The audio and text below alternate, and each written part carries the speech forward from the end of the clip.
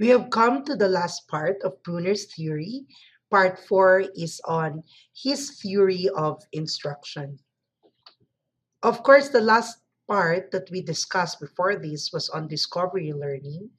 And we say that discovery learning is about obtaining knowledge for oneself.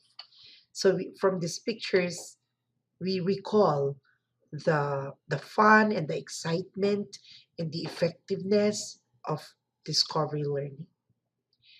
Now, according to Bruner in his book on knowing, manipulation and representation in continuing cycles are necessary conditions for discovery. They are the antithesis of passive listener like learning. So we see how important active learning, manipulation, using your senses, holding objects, discovering things, and also how you represent the things that you discover are truly important in learning. So this is what brings discovery, and this is what makes us active and not merely passive receivers of learning. Now, according to Bruner, if you have a theory of instruction, it should involve four major aspects or four major concepts. And we see that these four major aspects are predisposition to learn, structure of knowledge, effective sequencing, and reinforcement. So we will see later what he thinks of reinforcement. Reinforcement is largely a concept of, you remember, it's more a concept of, if you answered behaviorism, then you are correct. So although Bruner is already in constructivism, more cognitive approach, let us see what he has to say about reinforcement. So we start with predisposition to learn. Predisposition to learn focuses on readiness of learning. How will we want to learn? Or in the case of you are the teacher, how would you bring your students to love learning? To be interested in what you're going to teach them. That is predisposition. We want to have a class that when they enter, they're just like waiting for you. They're just excited for the activities that you're going to do. They want to learn. They have such bright eyes and eager minds to learn. And Brunner believed that this is crucial, that the teacher should focus on this even before starting to do the activities or to teach, so to speak. So, what brings this about? Brunner says it should fit whatever you're going to teach, whatever approach or activities, it should fit the child's cognitive abilities. So if you give them something from the start, it's like so difficult. They wouldn't have the excitement and the predisposition to learn. So knowledge of child development is very, very crucial. And of course, the parents and the teachers' influence. That is very important. How excited are the parents? How do they inspire their children? And you, as future teachers, you have a lot of influence. Do you come to class saying, okay, this is our topic for today. I have to leave early. I'm tired. Or do you come with such eagerness to also share and to help your learners discover new things that day? So the influence of the teacher is very important.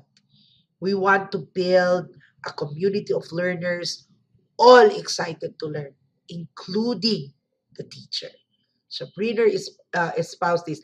If you listen to Bruner, he was like 97 years old and he was giving this lecture in Madrid. You can watch it in YouTube. You would see that at 90 plus, he was still joking. He was so happy and he had a very clear way of explaining things. So hopefully we can be like that. No? In our 90s, we're still excited to teach so that we give a gift of loving to learn to our students. And that is predisposition to learn. Another concept is a structure of knowledge.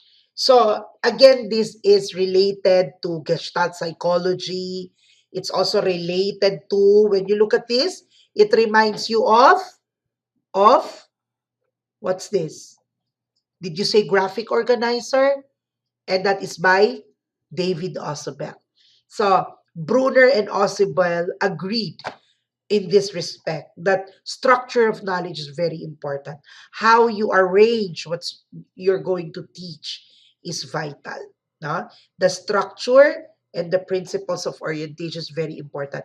What would be a bigger category of what you are teaching? What are concepts under this? No? And what topic can you have? And what facts could be under this topic? That is structure of knowledge. So a good teacher is able to organize the knowledge that he wants or she wants to share to the learners. And as such, Bruner discussed about categorization. And as we said, this is so important because our brain works this way.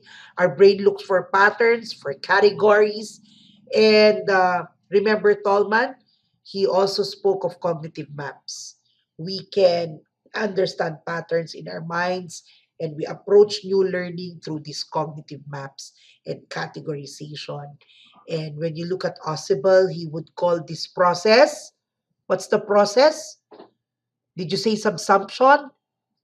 Right, you are. He called this subsumption. So you have categories and then you subsume things under these categories. So very similar with Bruner in his view of categorization. You see, he also makes use of cognitive maps, and you see that it branches out to categories, and then under those categories are details, topics, and facts under each of these. Uh, in this example, it's building learning power. And what are the ways to build learning power? You have the first category on modeling, and then on explaining, and then on orchestrating, and commenting. Okay? So under these are more specific strategies. And this is an example of a cognitive map. So if you say, explain building learning power, you immediately say, okay, I'm going to explain four things. And then I will elaborate on each one by looking into the more details there. Like modeling, demonstrating. And how do you demonstrate? You draft, you sketch. Okay. So that is the use of cognitive maps. So um, Bruner believed in this. Okay. And of course, the next uh, major aspect is effective sequencing. So when you structure your topics, you also know that you should deliver it in the right sequence. So this is very much related to the spiraling of the curriculum. How do you sequence it so that next time you revisit, what would be added?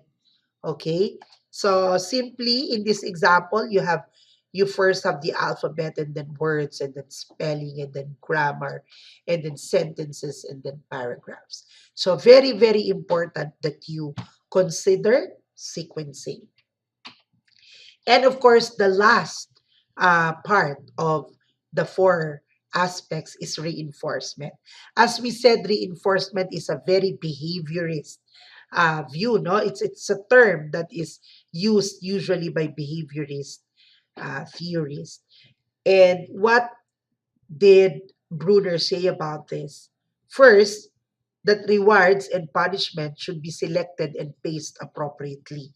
So somehow he believed in the view, or he agreed with the view of who said that we pace rewards. You don't always give rewards again and again.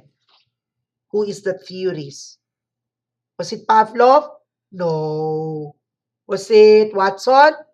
No. Was it, who was it? Skinner, right? Right, you are. And so he somehow agreed to that it should be paced appropriately, but more so with rewards, with rewards. And he said that interest in the subject matter is the best stimulus for learning. You get your students excited about the topic, you won't need to give stamps and rewards and plus points, because the idea of getting new information about something they're truly excited about is already motivation and reinforcement enough. And I hope that that is how you feel about facilitating learning. You want to learn this because the bottom line is you want to be a good teacher in the future. So it's not really the grades, but you say, I need to learn this. I like to learn this because this will make me a good teacher in the future. Yeah? So Bruner believed that. And of course, he believed that external competitive goals, such as grades, class ranking, should not be stressed. So he did not believe in external rewards.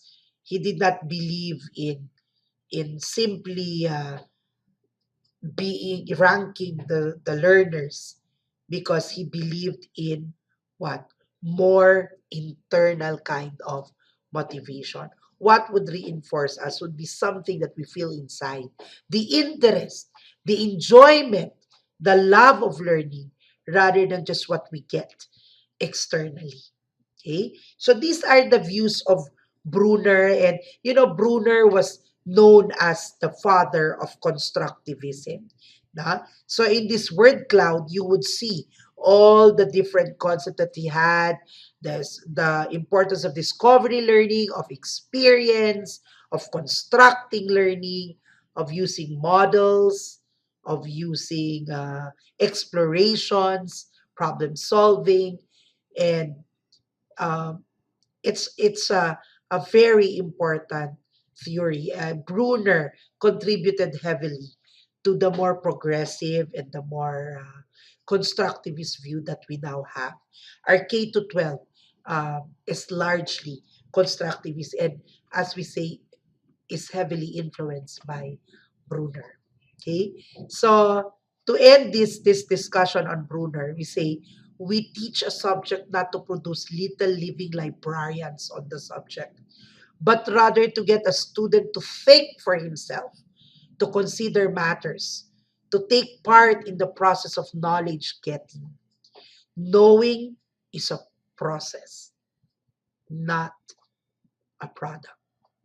So something to really think about for yourselves as a learner, and most importantly, for yourselves as future teachers. Let's continue to discuss Bruner, and we'll have activities in our class when we see each other. Thank you. Bye.